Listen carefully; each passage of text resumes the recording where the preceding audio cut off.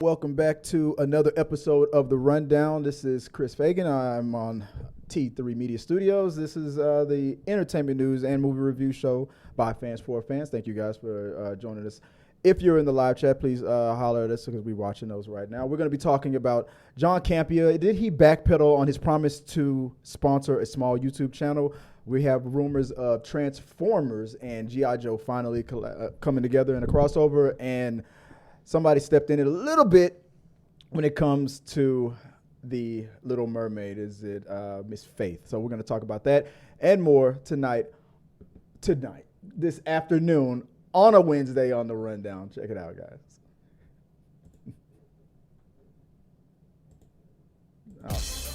I got to get better at those clicks. I got to get fast buttons put together on that. But I tried. All you could hear was click. Like I said, I'm Chris. I'm joined by my wife Joy here, helping me out on a Wednesday here at The Rundown. Thank you guys for hitting us up on the live chat. We got some troublemaker in the live chat. JD the MC says it's all my fault. I was the one who did it. I reckon I might be the guy who did that. I'm sorry, guys. I think it's probably not how he talks. I'm just gonna do the Sling Blade voice for it. I'm sorry, guys. I think it was all my live comments about Ezra Miller that made Campea cancel his live show. Mm-hmm. Yep. If it was all your fault, then you're the one. I'm going to get into that a little bit later, but I'm going to go real quick into it. But thanks for joining us in the live chat, JD, the MC.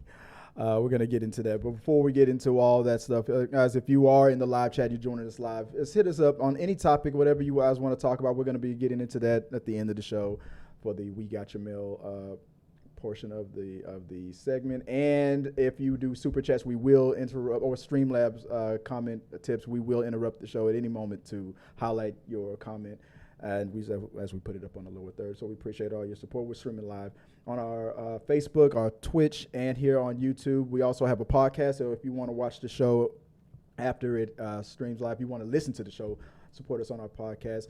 Support us also on our Patreon, or if you become a channel member, we are going to open up a new segment where we are going to have voicemails for our members. We're going to do it for our regular subscribers as well, but we're going to have voicemail call-in questions, comments, things like that, and have you guys video in and or just a live voice messages when if you guys are in the chat for our members in the future. I haven't set it up yet, but I will in the future. But for now, just whatever you guys want to say, we got you on the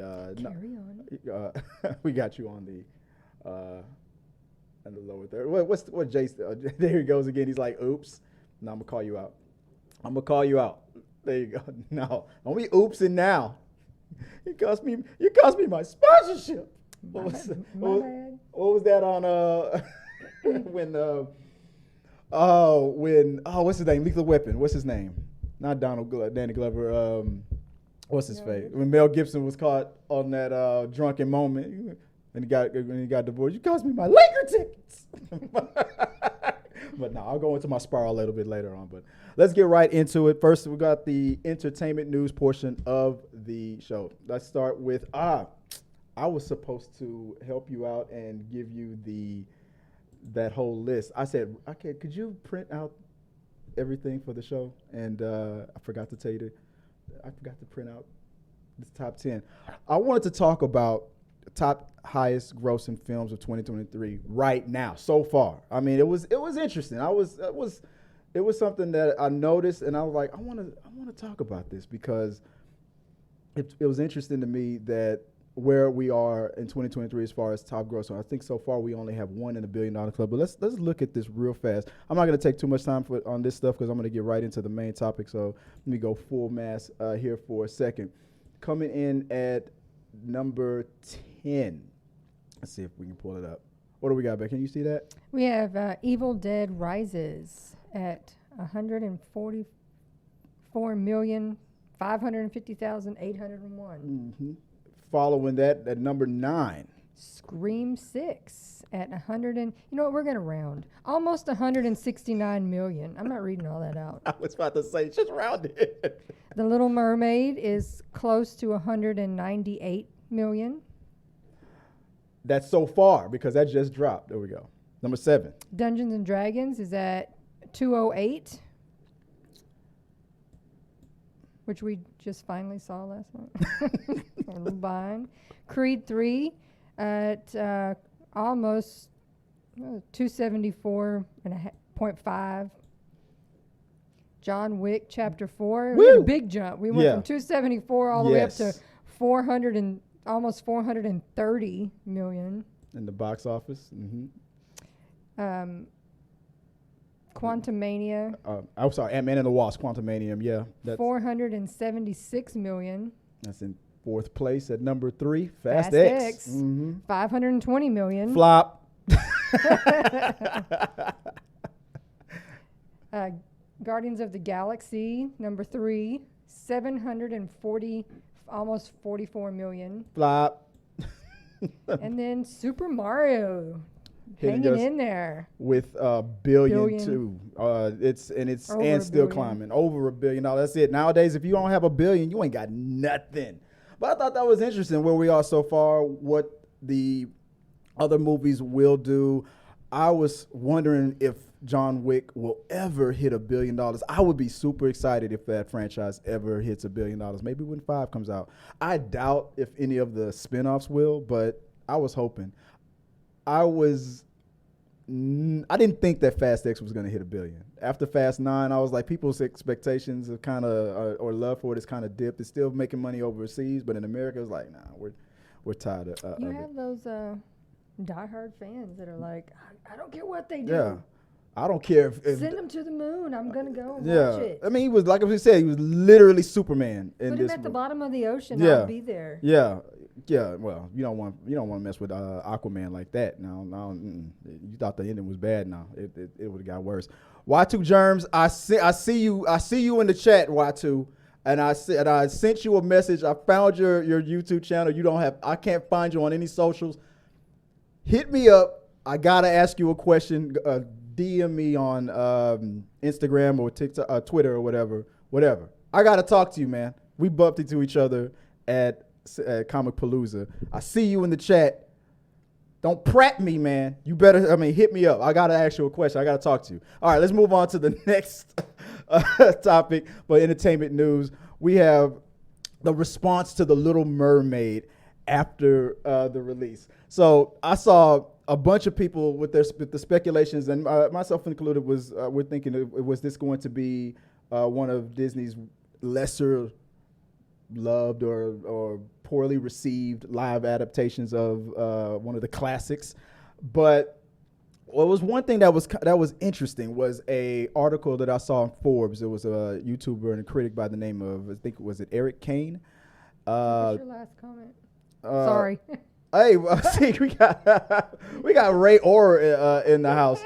Don't worry, Ray. No, this is not one of those hit piece channels. No, don't worry about it, brother. Don't worry. It's gonna get. But I didn't even know what's going on with the sponsors. You're getting ahead of us, Ray. Stop. But we got Ray Orr in the house. And I'm going to mention, because I spoke to Ray directly on other things too, but I appreciate you stopping in, man. We got celebrities joining us right now here in the rundown. He's like, man, I don't even know what's going on. Throw me off on my topic right now. I'm talking about Little Mermaid right now. This was something that popped up that I thought was pretty interesting from Eric. It was from Eric Kane, critic, and he wrote an article for the Forbes. So I'm gonna go full mass and read it off to you guys real quick. What he had to say. He says something fishy is going on with The Little Mermaid's Rotten Tomatoes user reviews. The critic score is just 67% as I'm writing this, while audience are giving it a whopping 95. Meanwhile, Metacritic, The Little Mermaid's page, reflects almost the complete opposite of what Rotten Tomatoes has. Many people not invested at all in the culture wars are nevertheless tired of the live-action remakes. I find it utterly preposterous that this film would score that much higher with audiences than with critics. I know that Rotten Tomatoes is taking moderations of user reviews seriously and tries to prevent review bombing, but these scores seem inflated beyond what is realistically likely for a film that is getting such a lukewarm reception from critics. That comes in from the most righteous beard on Forbes and YouTube, Eric Kane. I thought his article was interesting to me because I thought when you first look at it, you think, okay, is he one of those critics or reviewers or YouTubers that's like just putting chum in the water to stir up the hate and everything? So is he saying that he thinks the audience reviews are fake? He's keeping the story mostly on what the perception looks like on Rotten Tomatoes and how it's not balanced based on what past live action adaptations did and what we're going. He and to be fair, he did acknowledge the review bombing, like he said in that quote. He acknowledged things like that, but he also felt like it was over heavy-handed. I guess I'll say it like that. I can tell you just from my own Facebook page. Mm-hmm. I have seen nothing but people say they love it. And these are from people that I typically would have expected them to be like, I'm not watching that movie. Yeah. But they've all been like, oh, it was great. So I'm not surprised that the audience scores are great. I'm usually one that's more critical of the critics because they frequently will bash a movie that is meant for fun. And that was what I gave him I gave the whole article a read, and I watched him talk about it again on his channel. And I could tell, like, whenever you do a down the middle type of a review, people are going to interpret it their own way. People who want to bash it are going to think this is for them. This is chum in the water for them. Yeah, that's right. They're forging the audience scores. They're trying to save this movie. They're Disney shills and all that stuff. And people who say shill all the time, you guys, I mean, you never even said that word in elementary school, middle school, or high school, and whatnot. People are always trying to bash critics. Oh, these are such corporate Disney shills. You sound like a shill when you say that. I'm sorry. You sound all fuddy-duddy. These critics, they don't know what they're talking about. Like stop saying shill. It's like it's becoming one of those words that you say a billion times, it loses all meaning. Just say it sucked. If you don't like something, it sucked. It sucked. Or or it was awesome. Let's go there. But anyway, let me go off on that. But Eric Kane gave his report, and then he said in that review that this was before he saw the movie. I was like, I pulled back. I was like, dude, you haven't even watched the movie yet, and you're giving a report based on what you're looking. He's giving a report based on the data, and he was giving his opinion on that. Rotten Tomatoes, Metacritic, blah, blah, blah. But what I found funny was 2 days later, he went with his family to go see it. And the update to all of that was after seeing the movie. This is after Disney obviously kidnapped him and made him watch it. He said, I guess you can lump me in with the audience on this one. It's a treat. I'm surprised it's getting this high of an audience review score, but it's really worth seeing on the big screen. I'm happy to have been wrong. Eric Kane obviously forced to watch The Little Mermaid, Clockwork Orange style, with Bob Iger and Haley Bailey. It's just a fun ride. Yeah, it was. Why are we being so serious? It was. I've noticed that most people who go and see the movie come back with a different opinion. Unless you go, I can tell if you're the type of people that's going to go in knowing that if your audience is all about the bash and bashing stuff, and that's where you make your money, I can always hear it in your voice. I can tell if you're going in with that agenda. And I could hear it if you're going in kind of skeptical and like, it changed my. It doesn't even have to change your mind. I don't care if you didn't like it, you didn't like it. But I can hear it in your voice if you're just bashing it for the sake of bashing it, whether you agree with that opinion or not. I always joke and I always say, the YouTube gods give me enough, can guarantee me 1 million subscribers and $1 billion in the bank. I love Chris Hemsworth, but I'll make him fucking cry with my words every day. I've told this many times before, and it's old. I way back in the day took my son to see the Power Rangers movie because super Power Rangers fan. I didn't go to see that movie for myself. All right, I took my child to see it because it's a kid's movie and it was for him. He loved it. That was the best thing that was ever made. I watched Then it turned you into a Power Rangers fan. I was like, it's a cheesy kids movie. And of course the reviews were like 2 thumbs down, blah, blah, blah. I was like, it's for kids. Yeah. Why are we reviewing this as adults going, it's poorly done, it doesn't have a good plot, it's stupid? Because it's not for you. Well, on top of that, moving on to... You didn't ask my kid who's like, oh, this is the best thing I've ever seen. Right. Another criticism that came in, I thought it was kind of funny. Came from unlikely source. It came from a pop star or a pop singer. I don't know if she's still a star, and I don't know. I don't really follow. Miss Paloma Faith, who saw the movie and said, as a mother, you guys are wondering why I use this picture. As a mother of girls, I don't want my kids to think it's okay to give up your entire voice and your power to love a man. What the F is this? Not what I want to be teaching next gen women at all. And did you watch it, ma'am? Oh yeah, oh yeah, of course, yeah. Because I'm like, no, this was after watching it. Apparently, you didn't pay attention that the ending was a smidge different than the animated to give Ariel not being saved by the man. Yeah, and even the original cartoon, let's go. Not gonna stay on this too long, but even the original cartoon, it wasn't about Ariel being saved by a man. Her first love was just being a part of the human world. She was just fascinated with the human world. Before she even met Eric, she was a hoarder, taking all those trinkets and all that stuff. She just wanted to be up there and go there. That's it. That's what it was about. It was that first. Then she met Eric. So let's just move. But it was interesting. Though she didn't deleted that post. It was on Instagram. But the internet does not forget, and the internet does not forgive. They went after her hard. So right after that post, they immediately found one of her old tweets from 2009 and was Funny like, how you used to be a fan. when I grow up, I want to be the Little Mermaid. Interesting. I'm telling you, the internet is undefeated, and they kept up the chatter. They even found something after that. Another quote from her that says, "I never tried, but I always fantasized about it."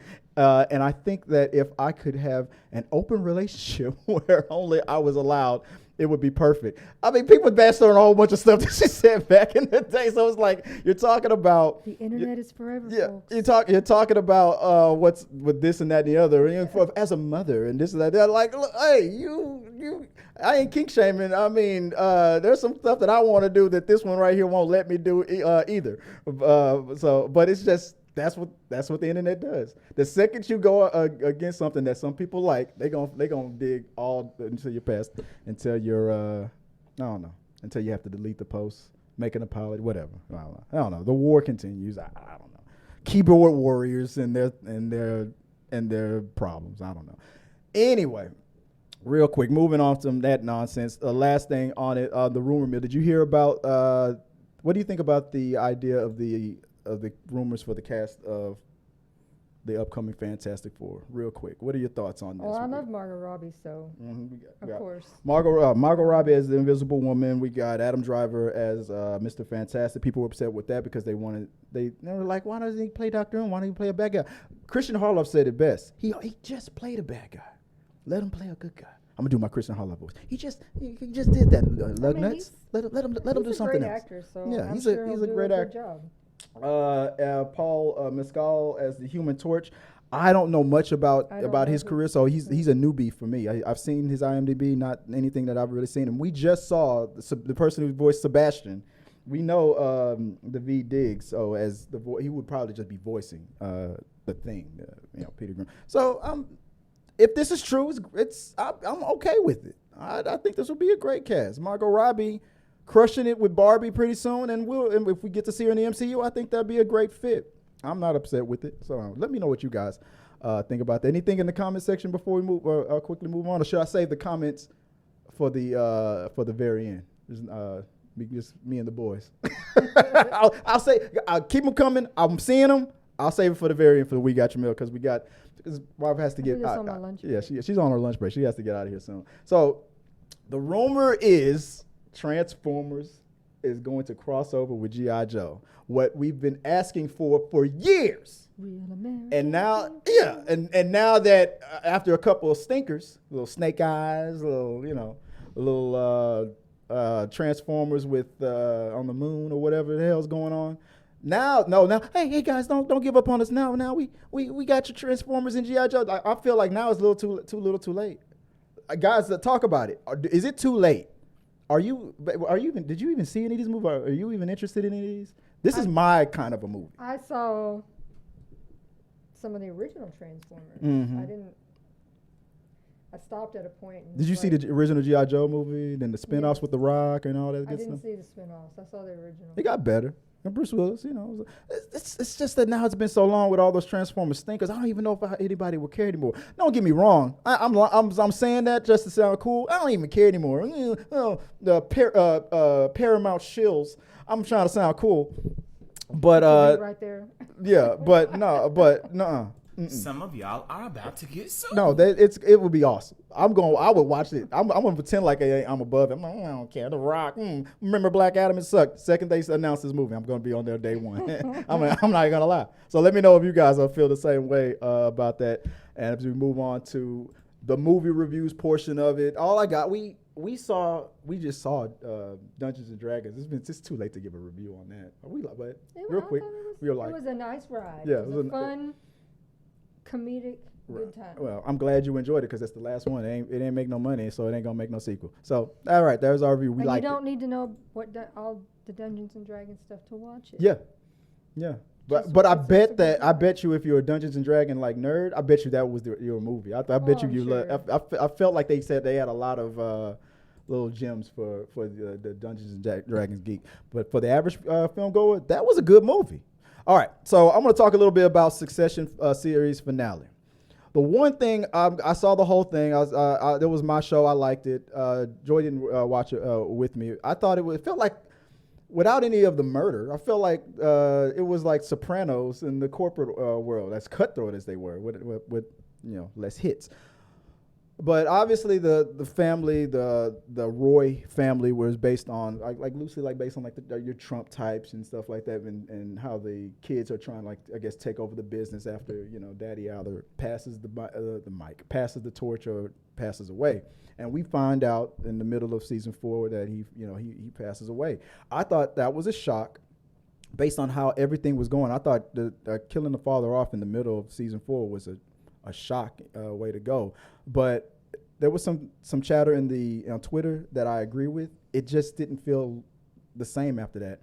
And I chalked it up to, it felt like every episode after his character's death, leading up with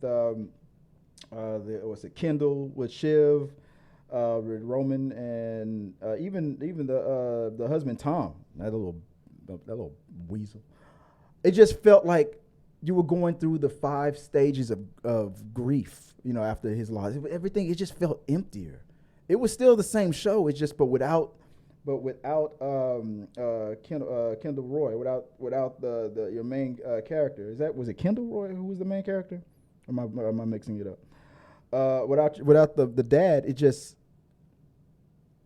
felt empty. It's like aimless almost. And then the ending, if you haven't seen it, I won't spoil it. I'm going to equate it to Snowfall. I just recently finished watching Snowfall, and I know the guy was a bad guy. I know he was selling drugs to the community. I know you ain't supposed to root for him, but I kind of was rooting for him. I was like, if this dude was about to get it all. And I felt the same way for Succession. I'm like, they're about to pull it off. The brother and sisters and brothers, they're coming together to doing it for Fast and Furious, for the family. And then the rug got pulled from under from their feet.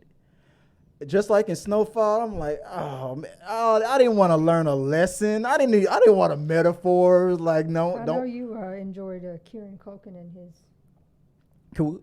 But Macaulay Culkin, Macaulay Culkin was my favorite character with his sick little fetishes. Let me just say it like this: he taught me a lot. All those moves lately that I've been putting on you, Culkin taught me those. Yeah, you enjoy that. Yeah, all that dirty talking that I've been doing lately.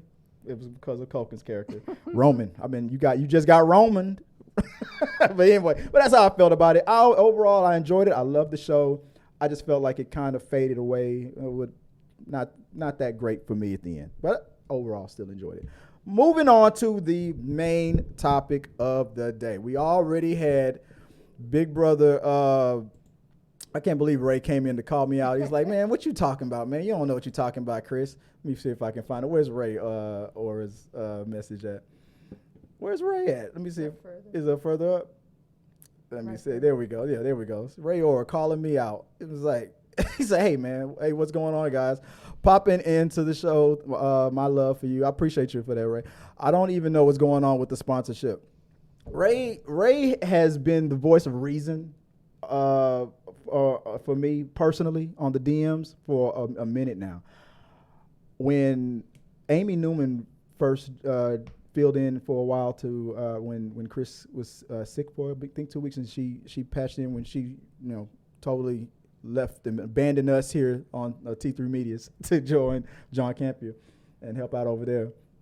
I went and I became a member, and I was sending super chats more frequently than I used to. And then all of a sudden, there was a glitch or something. I was like, did I get blocked? I'm like, what the hell's going on? And then Ray reached out to me. He was like, dude, I'm looking at it right now. I'm looking at the system. I don't know what happened. You're not blocked. I don't know what's going on. I've heard there's glitches and stuff with YouTube. I then reached out to YouTube to see what was going on. I got a kind of a generic answer and all that stuff, but I always felt like I was blocked. But anyway, moving on to what we're talking about here. So I recently watched a video from a channel called the Screen Fiends or something like that, and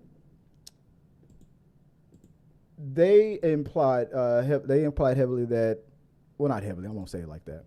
They covered the situation, asking that question, what's going on with the sponsorship program? In full disclosure, guys, I applied for it. I put my video in. I noticed that it got watched. That's probably why Ray chimed in. Hey, dude, I watched your video. Or at least John made me watch. Because John said that after the point, he got so many submissions that he got Ray and producer Jonathan to screen them, cut them. So I don't know if I made the final cut. Full disclosure, I did apply. So no, this is not I applied and I'm mad because I didn't get picked video. No, it's not that. I'm just asking that question. They asked the question because that's what it felt. It felt like, is John pulling back on it because of what he said during one of his episodes of Open Mic. He was like, well, we might do it, we might not. And that was just as simple as that. And of course, John Campea exposed. They got on him like typical John. He's backpedaling. I didn't see it that way, but I was excited about it. I honestly, personally, I don't think he will. I don't think he will. That's just what I think. I'm not going to assume to know why. I'm not going to. It's because of this, or it's because the recent coverage that he's been getting. It's because of people. I don't know what's. I'm not going to pretend like I know what's in his pockets, and I know people have their opinion. And there's some things that I've heard that I agree with, but there's some things that I don't. Like I said, this is not a bash on John Campea channel. I think. But what I thought Screen Fiends felt and covered, I thought it was a little fair. Or the speculation. I'm sorry. What was that, babe? No, I was gonna say I think for most people, they want an update. Yeah. And. God damn it, John! Do you know who I am? Stuff that I've learned in the medical field, and from watching, medical shows. Yeah. Don't drop the soap. Sometimes, if you're not going to do it, that's fine. But you don't really need to come up, just be honest. It doesn't matter if, it really and truly, it's your business. Mm-hmm. And if you don't want to do it anymore, you're allowed to say that. You don't have to give some kind of fantastic, excuse that makes everybody happy. If you don't want to do it, just say I don't want to do it. That's your business to say that. And then most people will do better hearing something that's real, even if it's not that's the answer that they want, than feeling like they just got fed a line that they feel is crap. Yeah, I always say it. I mean, I'm not gonna lie. He's one of my favorite YouTubers. Would I love to be the guy? Yeah, hell yeah, I'd love to be the guy. And they brought up the question of, well, maybe it's they're gonna if he uses any like excuse. And like you said, he doesn't need to use an excuse. But I think what people have been kind of upset about is when you make a spectacle of something, or the announcement is more grand than the counter. Like when he announces these things, like, we got an announcement for you guys. We're gonna do this, and he makes a whole segment about it. And then when he counters something, it's always inside of a open mic. Oh yeah, but by the way, I'm not gonna do that anymore, or something like. Oh, we decided not to. People kind of feel like, what? I get that. They get emotional. We get emotional. Be like you made a big deal out of it. You had a whole separate video. You know, I welcomed you in my home, John. And this is the things like, people kind of take it kind of like a slight. I don't know, just how I understand it. I don't. But what did you say? No, I think instead of like sometimes, and I'm not saying he's done that or he's about to do that. I'm saying in general speaking, when you see something on TV or whatever, and you get a thanks for joining us, Tom. Very drawn out explanation that's kind of flowery, and it's like, and let me list out to you all the things that are going on. Right. Yeah, I don't want that. I wouldn't want that either. Most people would just rather say, guys, I just don't want to. Yeah. I know that we had it planned. Yeah. I changed my mind. And at the same time, you don't need to give people a reason. Just say, look, it is what it is, and I don't want what it is. And he doesn't owe me or anybody a big spectacle. I don't expect him. It just makes people go, okay. I mean, that's an answer, and he didn't want to elaborate, and that's okay. I don't want to. I mean, if that was the answer, I'm saying I don't want to. Rather than let me list out for you all of these reasons, so then people just feel like, oh, you're making up. You're just trying to appease people's stuff. Yeah. Again, because sometimes we don't get the answer we want, and people have to get over that. It may not be what you want, but you don't. That's too bad for you. You made an announcement, and I demand satisfaction. That's me talking now. I demand it. You owe me, John. I'm a subscriber. No, that's me. I'm not making fun of anybody else. That's me. That would be me being a baby. I'd be like, because I don't do that for my channel. I mean, I appreciate all my subscribers, and I get a little bit like whenever like I do a reaction video, and it's like one epic rap battles of history. We just recently uploaded one that was old, and say one thing in the middle of the video, and it's like, shut up, man. Pause the damn video if you're gonna say something. You're missing it. Like, dude, this video is old. Did you click on me to watch my reaction or to listen to the song again? Because you can just go and listen to. I get a little upset too. And then when I read those, you should do your channel like this videos, I get a little like. But then I've had to learn to, like, you know what?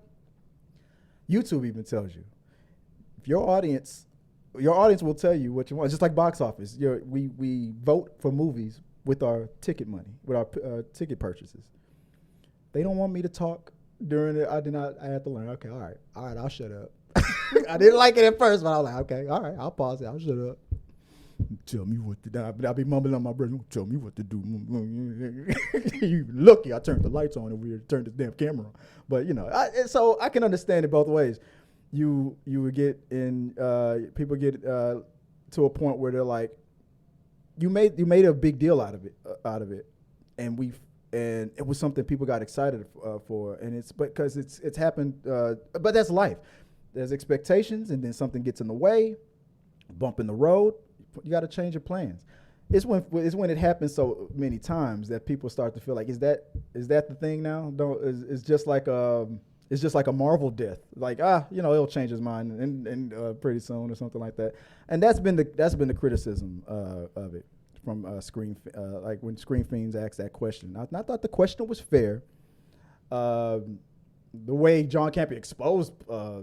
With their satire, the way they want everything to be the end of the world. The end of the world, yeah.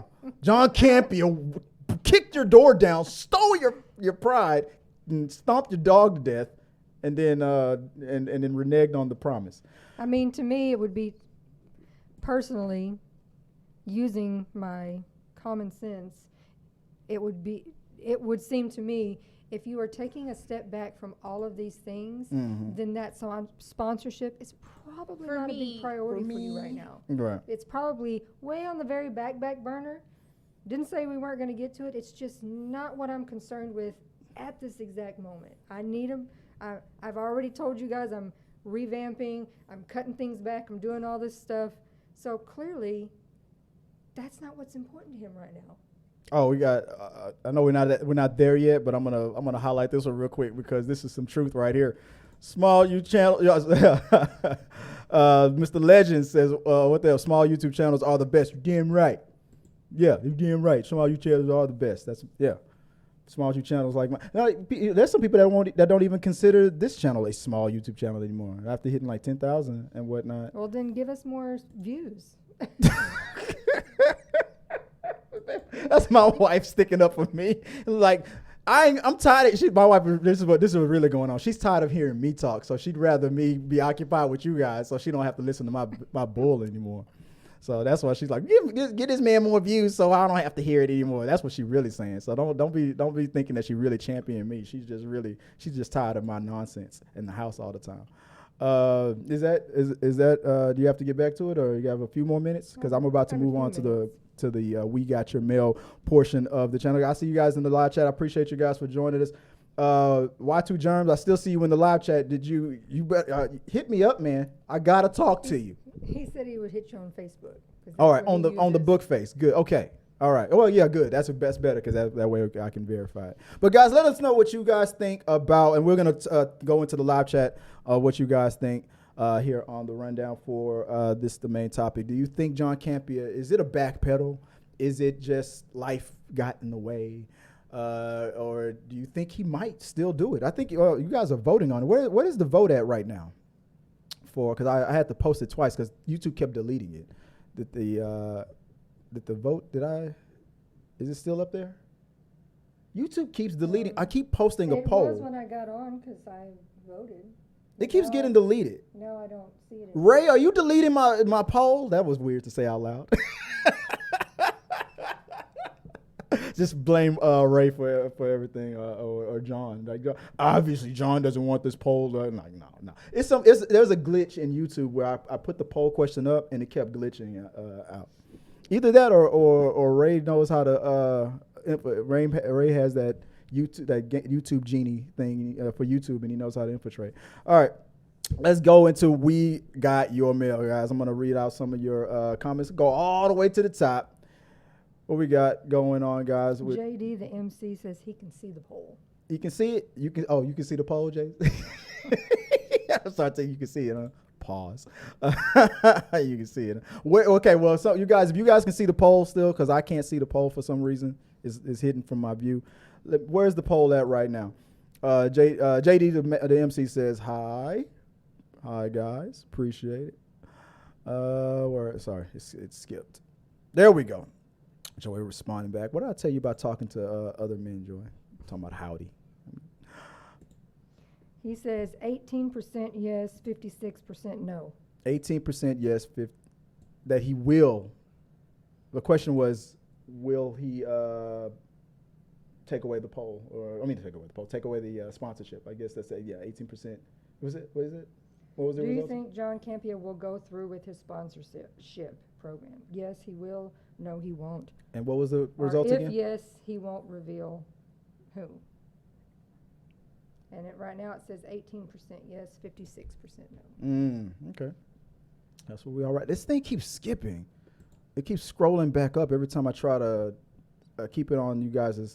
We got Y2 Jones in the house. He says he's going to hit me up on Facebook because I need to talk to him. I bumped into him at Comic Palooza. We just went to Comic Palooza the other day, the weekend, and it was a good time. I had a lot of fun. I was Ruby Rob, still alive, and it was a good time.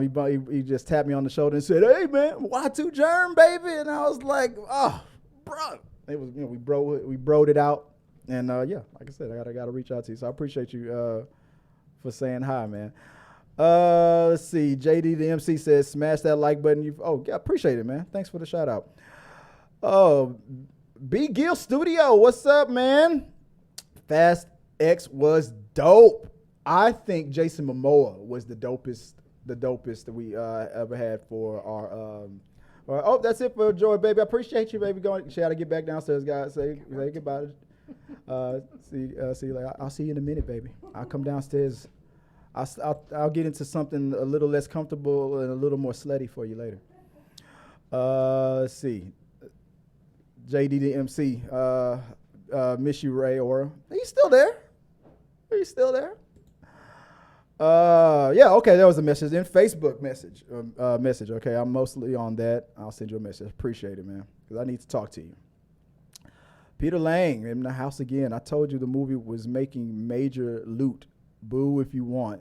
You know I'm right. Talking about The Little Mermaid. Yeah. Let's see. BG, what's up, man? Got your message on Insta.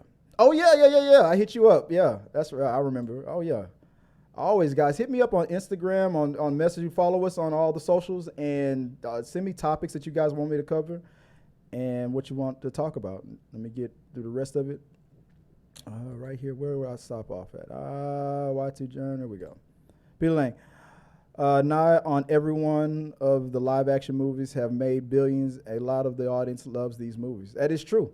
He was talking about, that's Eric, I think Kane, was talking about how it was 95 or something like that percent of audience score on Rotten Tomato and a low critic score. And then on Metacritic, it was the complete opposite. It was a higher critic score and a very low audience score. It was like something was off. And that was the article. And I understood that that's what he was mainly focusing on. But the way he wrote the article and the way he delivered it on the video, it was like you interpret the Bible. If one person reads something and can see one thing, and one person reads the same thing and interpret it somewhere else. People were looking at that as, this is another hit piece for bashing on The Little Mermaid. Then he totally came back out of nowhere where it was like, no, I watched it. It was good. So it was fun. I was like, I would have rather, I understood what he was really saying. He was really talking about the way the data was presenting itself. The combat against people trying to review bomb The Little Mermaid because if you were just a hater, just to hate on it, just to hate, versus Rotten Tomatoes trying to course correct that and maybe being too heavy-handed on, let's say if it was only 30% of fake hate review bombing reviews, then they countered that with like 60% or 60 points above. Like they didn't take the 30 and then counter it with 30. They his report was like they overcompensated and they were kind of being heavy-handed on trying to skew the data back the other way. That's kind of how I took it, that what he kind of meant in that article. But it was interesting because I thought that maybe he was just bashing on the movie, but then just like a lot of people, just like me, I didn't know what to expect on it. And I watched it, and I was like, I really enjoyed it. Peter Lang, the Power Rangers movie was exactly what you'd expect if you saw the show. It was awesome for kids. It was made for also, maybe Eric saved her in the original, but but she saved him. Yeah, you kind of gave away something at the end. Like I know what you were talking about there, thing. But yeah, Power Rangers. These movies were geared towards kids for the most part. Let's see. The MC JD says, I agree. Why would Adam Driver want to play another villain in a mask? I love him as Mr. Fantastic. I mean, in a mask, yeah. I mean, he took the damn mask off in the middle of the franchise that he was in Star Wars. Like, I'm tired of this man. And then they made him put it back on in the last movie. I was like, dude. Oh, yeah, you probably wouldn't want to play a Doctor Doom. Dude, all I want is a good, fantastic movie. Exactly. Me too. Y2 Germ. I'm a sucker for crossovers. I have comics of Teenage Mutant Ninja Turtles paired with Batman. I love that movie that they did too. Ninja Turtles and Power Rangers. What are y'all's favorite crossover? Good question. My favorite crossover. I'll tell you what my favorite crossover that did not happen would have been. My favorite comic book crossover is the Showdown of the Centuries with Marvel and DC with Amalgam. That's my favorite crossover. What I wanted to happen in a movie that we did not get. Remember the Sony leaks when they were implying that they were going to cross over 21 Jump Street with Men in Black? I wanted to see that. Because the 21 Jump Street boys could fit perfectly in that. If they would have infiltrated that Men in Black world, I'm glad it kind of fell off the way it did, and Sony and Marvel had their agreement movie-wise with Tom Holland and all that. But I was really excited and curious about that. I still feel like they should do that. I want to see that crossover. Men in Black, 21 Jump Street, 21 Men in Black, 21. I had 21 Savage do the soundtrack. JDDMC, never seen a G.I. Joe movie. Not even the first one when they were jumping through buses in those stupid ass suits. Transformer franchise is getting better since Bumblebee, 100%. And that's what I'm afraid of. I'm afraid they're getting better, but because of Snake Eyes flopping, that will like, oh, do I even care? Or has the Michael Bay movies, those the last like 3 or 4 Michael Bay movies, that they do so much irreparable damage that it's just focus on the Bumblebee, and maybe if Beast Wars, this Beast Transformers movie, if that is in the same vein as Bumblebee, if it's a success, and let's just focus on rebuilding Transformers again. Or maybe it's just a good idea, just do it, just cross over. Let's just do it because, hey, we did everything else. I mean, you had a Transformers with nuts hanging over the what was it, the the pyramid. So might as well. You want to get nuts? Let's get nuts. Smash the like. Well, I appreciate the shout out. Appreciate you telling everybody to smash the like button. It does help the channel out. I appreciate you. If you don't want to become a subscriber, I understand this punchable face isn't for everybody. But if you hit the like button, hey, I appreciate you, man. That's all I would need. Who is calling me now? Scam likely. Nope, not gonna answer that. Let's see. Smash Machine says we need a great Dr. Doom in the Fantastic Four. Who would you suggest? If it's not going to be Adam Driver, if it's not going to, didn't Kevin Feige admit that Robert Downey Jr. was in consideration for a Dr. Doom? Did I hear that correctly? Why is my voice getting this high? And Peter Lang, keeping the lights on. Appreciate the support, man. Thanks for the super chat. Appreciate you, man. You guys are awesome, man. Always. Y2 Germs. I think it's more than they want to see a reaction to the full thing. The full thing. What were we talking about here? I think it's more that they want to see a reaction to the full thing, especially with the thing like the rap battles or things. Oh, when I was talking about when people criticize me for talking in the middle of the thing that I'm reacting to. They're like, shut up. You're missing the jokes, especially when it's a comedian. You're missing the best jokes. I think it's more that they want to see a reaction to the full thing, especially with things like the rap battles or things that have momentum / lines, build to a big pop. And I get that. And I've had to learn I'm going to hit the pause button, and I'll do that more. I'll start pausing. I was like, dude, I thought, because I feel like it's like, what's your definition of a spoiler, right? I was like, what's your definition of a reaction? Do you want my authentic reaction? If I'm the type of person that when I'm watching TV, I'm like, if I'm having a reaction, oh my God, and stuff, and no, I start saying something, I'll narrate. And I do that a lot. I grew up on Mystery Science Theater 3000. But then I'm a hypocrite. Because let me be watching a show, because my son is exactly like that. My son is 12, and he loves to narrate in the middle of watching any movie. He's watching for the first time. I have movie rules. I do not do that stuff on stuff that I've watched for the first time. And he's doing exactly what I'm doing, what they would criticize me on. You're missing all the good jokes. You pause the video. And my son does the exact same thing. He wants to be funny. He wants to talk through it. Mystery Science Theater 3000's it. And I looked at my son. I was like, shut up. I turned into you guys telling me to stop talking in the middle of the jokes on my reaction video. And I did the same thing to my son. I took all that energy, and I could see it through your eyes. I was like, shut up. You're missing. I have to rewind. You just missed what Shazam just said to his family right there in this joke, and we were watching Fury of the Gods. I mean, shut up. And he was like, my son always give me that same look. We were like, all right. But so yeah, I get it. But ultimately it's your channel. You run it how you want. And that's how I looked at it. I was like, man, they ain't gonna tell me what to do. But then I was like, they probably right. Because when my son started doing it, I was like, man, shut up. So I'm going to listen. I'm going to listen. Legend says small YouTube channels are the most creative, informative, and not subjected by political BS. Oh no, I'm very motivated by my personal politics. Very motivated. I am a lefty. I remember one time I did an interview. I said I'm I'm center, I guess. I'm very conservative on a lot of things and stuff but I'm a lefty. And the guy that I was interviewing questioned me on that. I think it was that movie Bodied, that rap battle movie, independent film Bodied. The director of that was from Houston, and I interviewed him and the actors. And he goes, "What do you mean by how are you going to be left leaning, but you're also conservative, have some conservative values?" Because I guess in his mind, you're either one or the other, and everything's become tribal with that stuff. You're either left or you're right. You're either liberal or you're conservative. You can't be. No, people can have both value, and that's the one thing I don't like about the way it is nowadays. If you're not hugging that tree, like if Obama wasn't hugging that tree enough, then the Democrat Party would have ate his butt alive.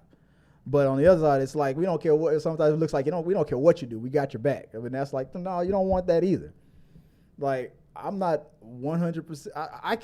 I can be for 9 out of the 10 things that you would on a checklist that you would think this is left leaning. I can be 9 out of 10. But if I'm not that 10th, if I don't check that 10th box, then I'm a traitor or something. I don't like that in politics. But no, but just like cash rules everything around me, I'm motivated by my personal politics. I just won't push it on my show. You might hear about it, and I don't care if you guys share what yours is. I'm not gonna hate on you on it. I'll be respectful as long as you're respectful to me. I got a lot of. I'm a lefty, but I have a lot of Republican friends. My best friend is a Republican. We don't vote the same, but when we on Call of Duty, baby, we tear it up. He goes, "Oh, that was right. I appreciate you for helping me out with the poll." Pause. Poll is up. So okay, there we go. The results. Appreciate you, JD, the MC. There was 56% said no, 18% says yeah. I said so. The question was, will he? The question was, will he not do it? 18% said yes. 56% said no. Austin Hale. I think this is the first time I'm seeing you in the chat. I think his issue is communication. He doesn't like communicating about the show's faults or failures to his audience. I always believe a drop of honesty can go a long way. I agree. I am not afraid to. I understand when people don't want to show weakness or anything like that. But we're talking about a man who has talked about and this is one thing I really appreciated what he did on his channel. When John would talk about mental health issues, we go to the gym and we're praised for working out and getting those gains in the gym. But we would criticize a person. You soft, you weak if you go to a therapist, like stuff like that.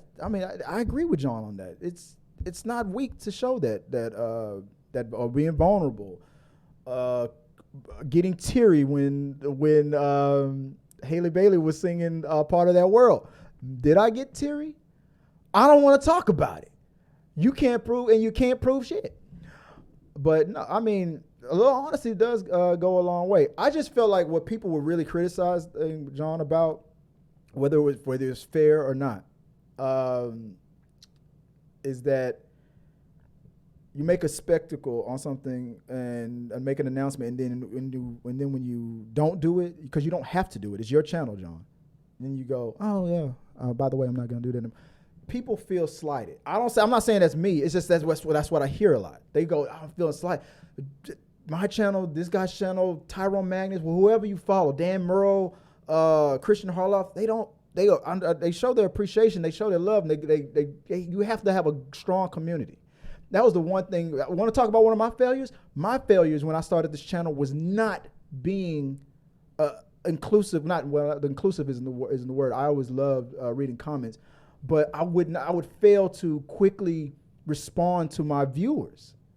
I would just make the videos thinking, oh yeah, that's gonna get 1 billion views. Like, no, talk to people. I gotta talk to people. I like talking with people, but for some reason I wasn't doing that.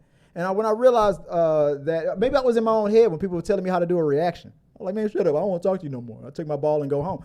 But one of the things he does well is he talks with his audience. A lot of success. I feel like the communication with this channel and you guys has gotten way better. And it's not because of anything that you guys on y'all's end was doing wrong. It was because of what I was doing wrong.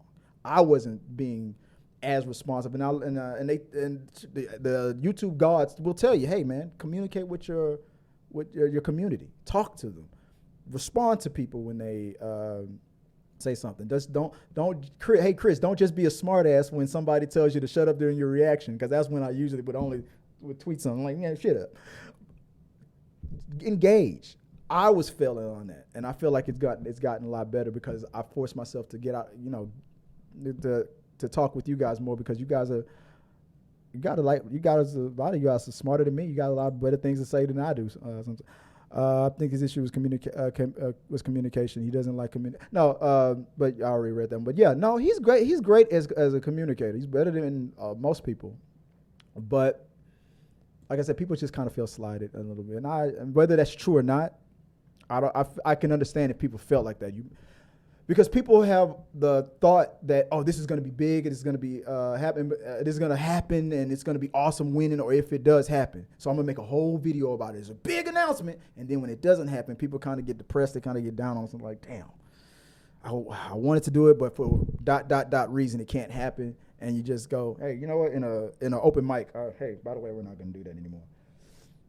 And then people use that as a reason to bash on them more. Hey, man, you made a big deal about it. Why the fuck you being so coy about it now? That's just how some people feel. I seen the poll. I did not take part. I don't know who the person is. Oh, John. Oh, John Campea. Let's see later. Oh, are you saying goodbye to my wife right here? Hey, keep your hands to yourself, bro. Smash Machine, bring the cat in to the seat. I don't know. The cat's asleep. The cats are downstairs asleep. It's funny. I know how to trigger the people. All you have to say is Supergirl is stronger than Superman. Hey. Me smoking a cigar with facts and a double jack on the rocks. That's from Guadalupe. I keep saying Mr. Legend from Garuda Legend. I keep messing up that name, Garuda Legend, if I'm saying that right. Have you seen The Machine? It's wicked funny, and Mark Hamill is fantastic. I want to see that only based on the fact that Mark Hamill looks like he's hilarious in that. I've seen the trailer like 2 or 3 times. The concept of it seems ridiculous. Obviously, it's a funny, ridiculous type of comedy. But the fact that Mark Hamill is as the dad, like the way he doesn't seem like he doesn't care for his son, at the same time seems like he's his biggest cheerleader. I'm trying to see if his dad is one of those characters that's like constantly throwing his son to the wolves. So I am curious to see in that one. Supergirl and Power Girl, another multiverse, is stronger than Superman and older. Man, you really trying to get me in trouble on this channel, man. Don't be. I heard that in some, but I won't. I can't believe that Superman is stronger. I do not agree. Superman is stronger than Supergirl, and I think that's been settled. I've never heard about that, but that would have been hilarious. 21 minute black. Yeah, if I remember correctly, that was in the Sony email leaks that they were in talks about crossing that over.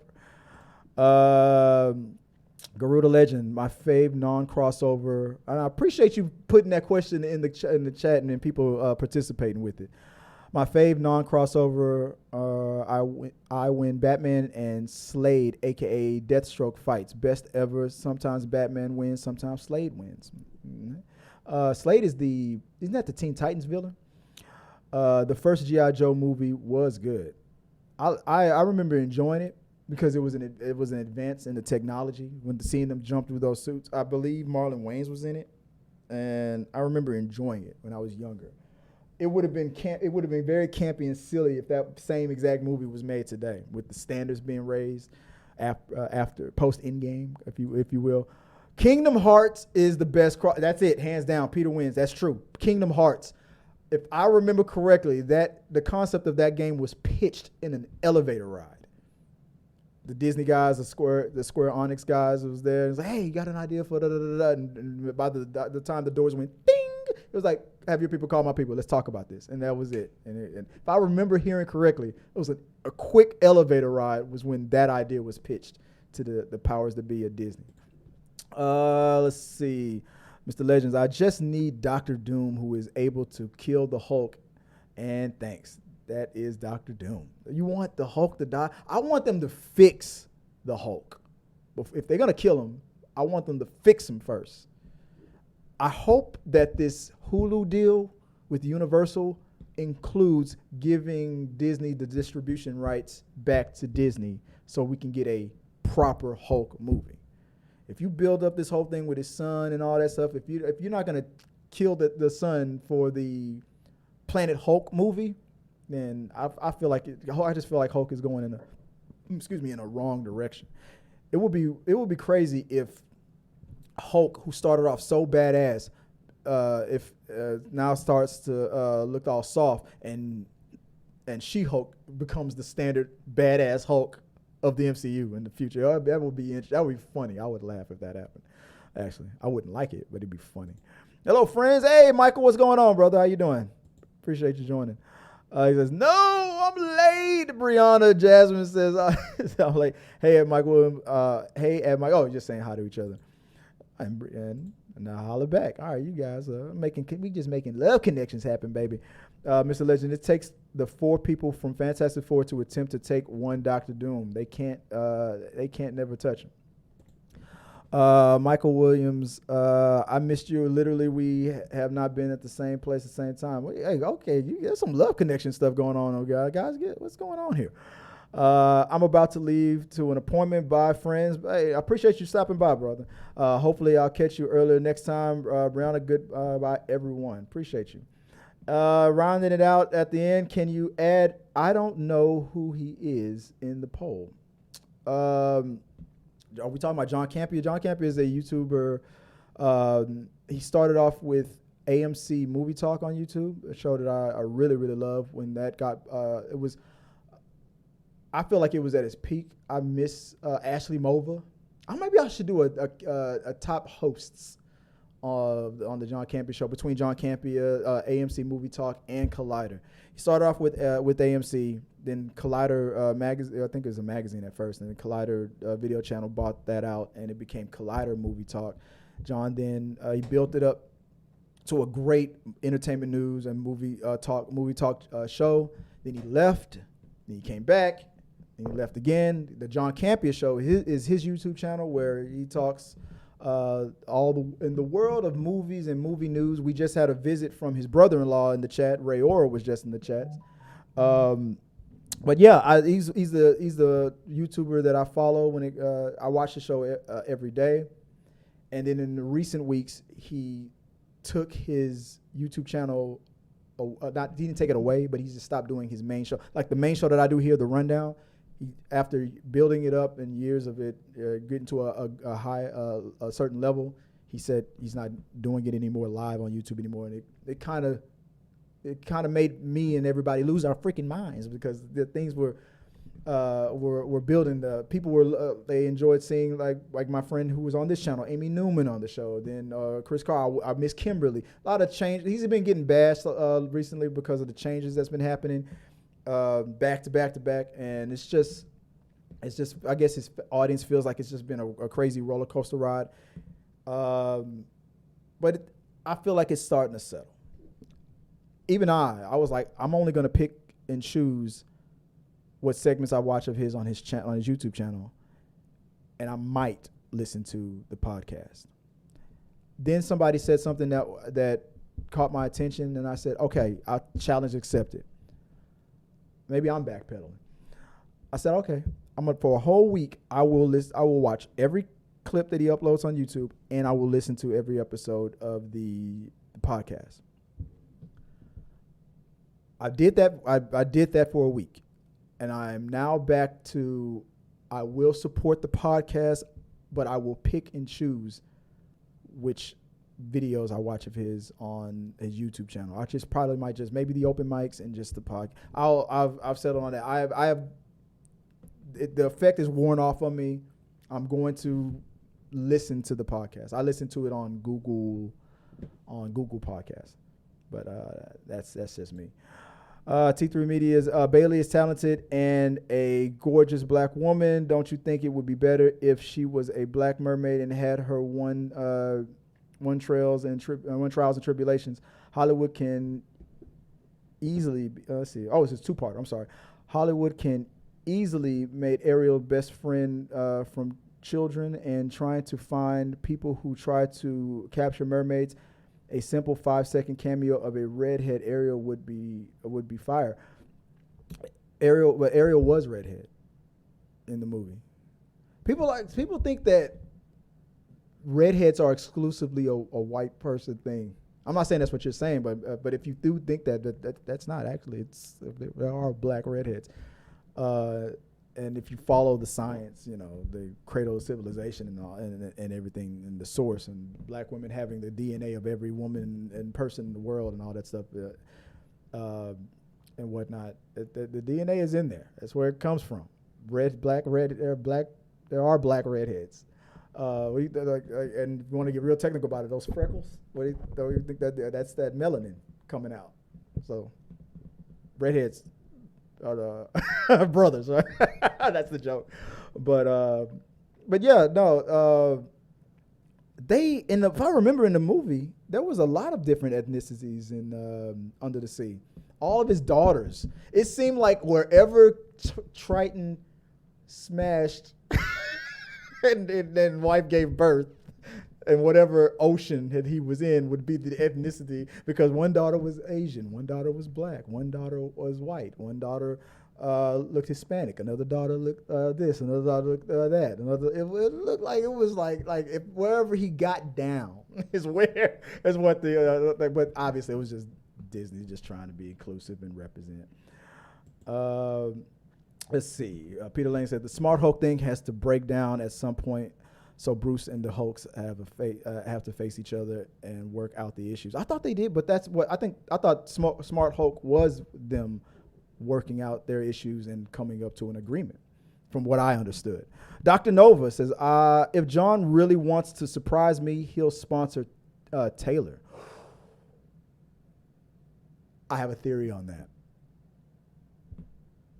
I'm not going to start shit, and I don't know if Ray I doubt if Ray's still in the chat because he had work to do. He probably is trying. Wouldn't it be funny if Ray was like, look at this motherfucker here talking about you right here. John is like, that's why I didn't give him the sponsorship. I wonder if let me put him up. Let me put him up on the screen. If Robert Meyer Burnett will sponsor Ray Aura, because he's building up his Burnett work, and I'm auditioning for that network too. Rob, hit me up, because I want to volunteer as tribute for the Burnett work. He's building a coalition of the willing over there, and I want to volunteer. That would impress me more.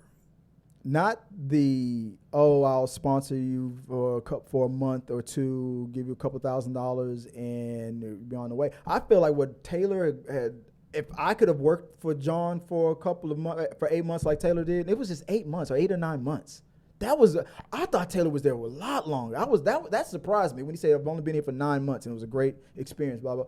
The experience to learn and watch and help with the stuff behind the scenes, because he could teach me something about the behind the scenes stuff. That to me is very valuable.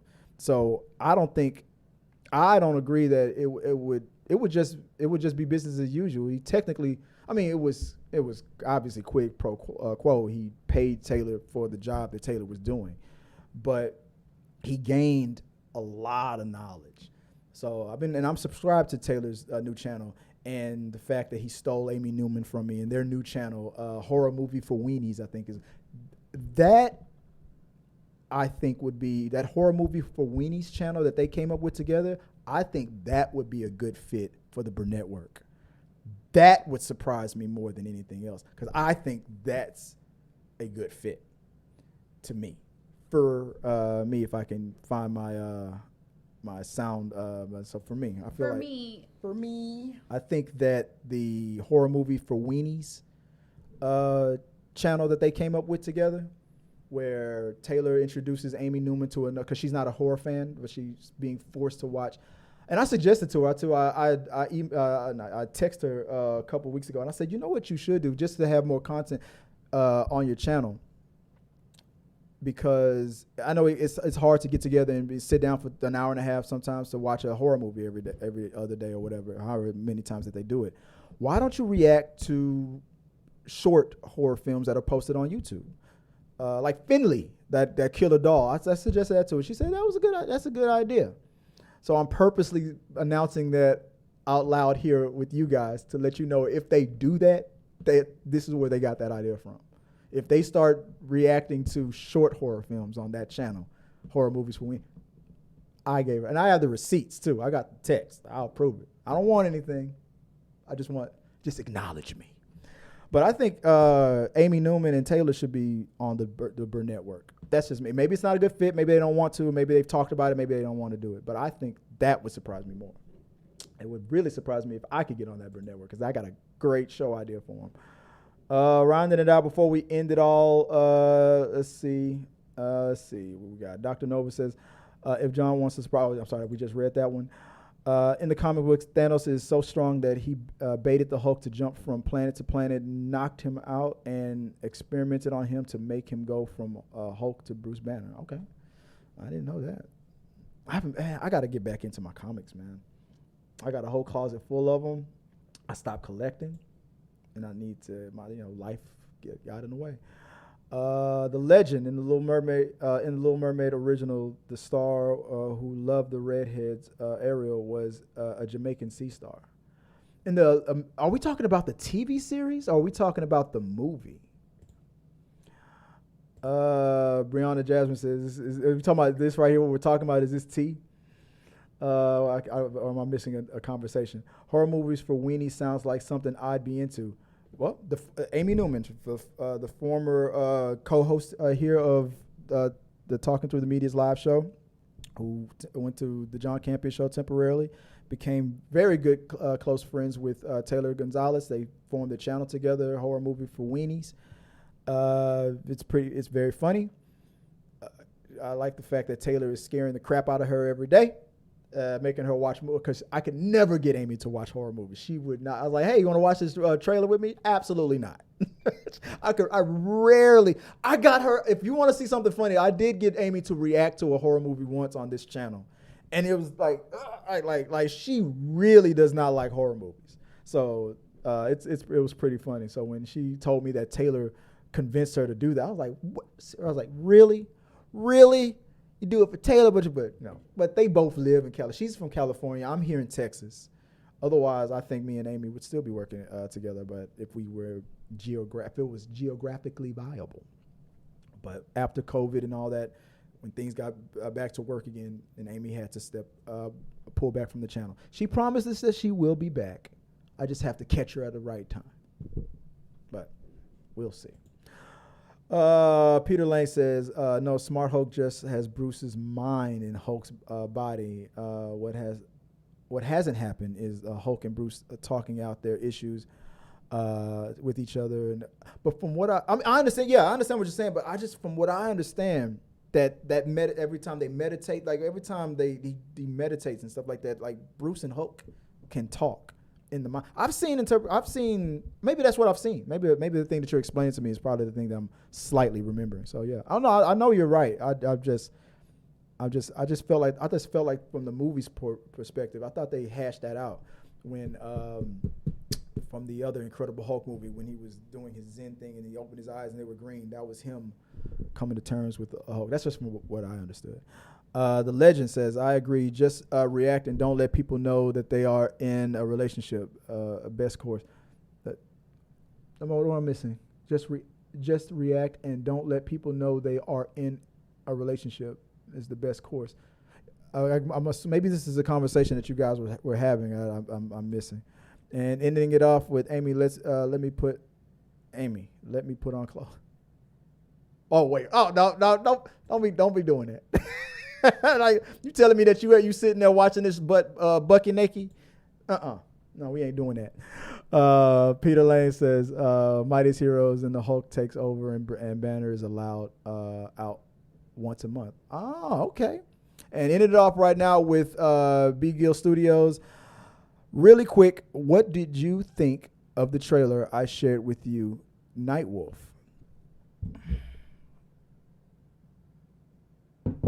I know. You shared it with me. I did not get a chance to watch it because I was in the middle of the Comic-Con stuff. Nightwolf trailer. Let me see if I can find it now. You sent to me on, did you send it to me on Instagram? I want to say I saw it or that, no, I did not watch it. I did not watch it yet. I still have it.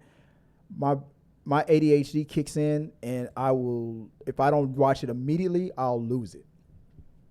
So let me find it and I will watch it and I will give, and maybe I'll do a reaction. Maybe I'll do a live reaction of it. Or should I do it on I'll put it on TikTok or something like that because I have to put content up on there.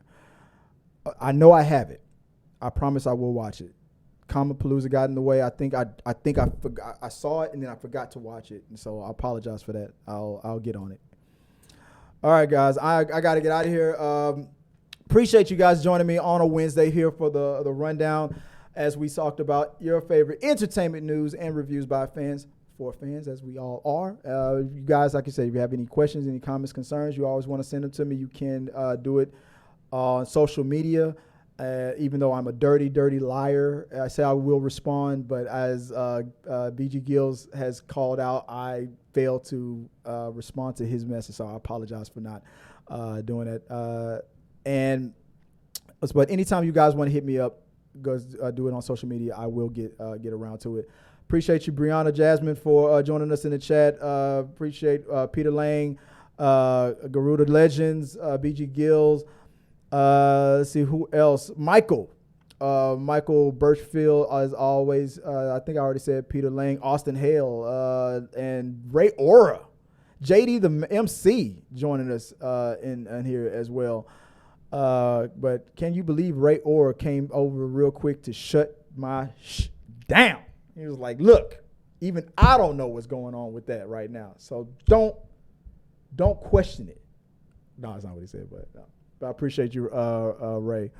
Guys, that's the show. Like I said, hit me up. As always, I'm going to have the voicemail where we play back something that you guys sent us. It's going to be through Anchor. We do our podcast through Anchor.fm. That's our distributed for our podcast version of our show. And I saw a feature that they will allow your viewers or your listeners to submit voicemails. And we will set that up. I'll send links to where you can do that at, and I will be playing your voicemails so you can be in the live chat, or we can hear your own voice here as well. We can play that back. But I will be adding the feature where we can have you guys on call live to talk with us and talk with the panel. Tomorrow we're going to be I'll come back at the same time at 1 p.m. Central Standard Time to talk more entertainment news, the latest in that. And join us that evening for the Rundown After Dark show with me, Joy, everyone's favorite queen of Les business, Miss Tabitha Jordan. And we will have a special guest, somebody who is in the business. It's going to bring a little gravitas to the channel. So look out for that. We have a special guest coming tomorrow. I booked him. He's coming through. He is a YouTuber as well, but he's in the business. He knows a lot about a little and a little about a lot of things, as I always like to say. So he's going to help us out, and we're going to talk some ish tomorrow night as well. So join us live for the Rundown After Dark. I'm not going to reveal it just yet. I'm going to make sure he's still coming, and when he does, it'll be in the community tab. Till next time, guys. Appreciate it. Have a happy good night and sayonara. Mr. Legend said this is when you see Hulk fight. You guys are still talking about the Hulk. Appreciate you guys. Till next time, guys. Peace.